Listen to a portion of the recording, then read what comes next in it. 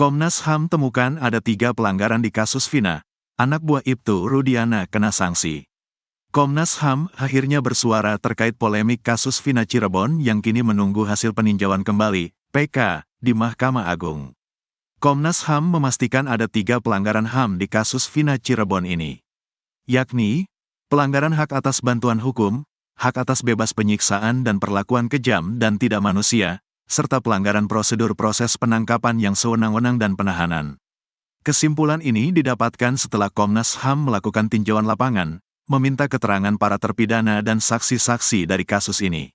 Komisioner Komnas HAM Uli Parulian Sihombing mengakui pihaknya menerima pengaduan dari keluarga terpidana kasus Vina pada 2016 silam, serta pengaduan dari keluarga Vina dan Sakat Tatal berikut kuasa hukumnya pada akhir Mei tahun 2024. Pengaduan pertama pada September tahun 2016 terkait dugaan terbatasnya bantuan hukum kepada para tersangka.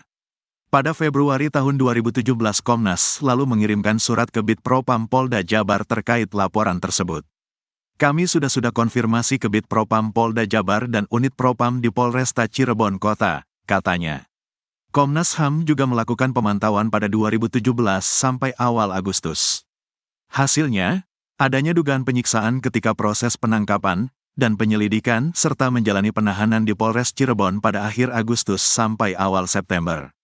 Terkait hal ini, Bid Propam Polda Jabar menggelar sidang kode etik terhadap 3 orang, yakni anggota unit narkoba anak buah Ibtu Rudiana yang menangkap tersangka, lalu penyidik dan petugas tahanan.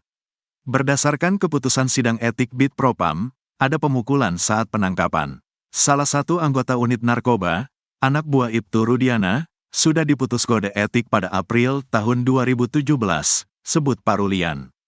Sementara penyidik disanksi bersalah karena ada pelanggaran prosedur para tersangka tidak didampingi advokat pada proses awal penyidikan di Polres Cirebon.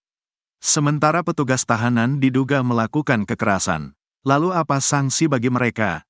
Ternyata menurut Parulian, sanksi buat mereka hanya teguran tertulis. Kami belum dapatkan salinan putusan resmi. Baru amar putusannya, aku Parulian. Pada akhir Mei tahun 2024, Komnas HAM kembali mendapat pengaduan dari keluarga Vina, Sakat Tatal dan kuasa hukumnya. Kami melakukan tinjauan lapangan ke Cirebon dan permintaan keterangan para terpidana.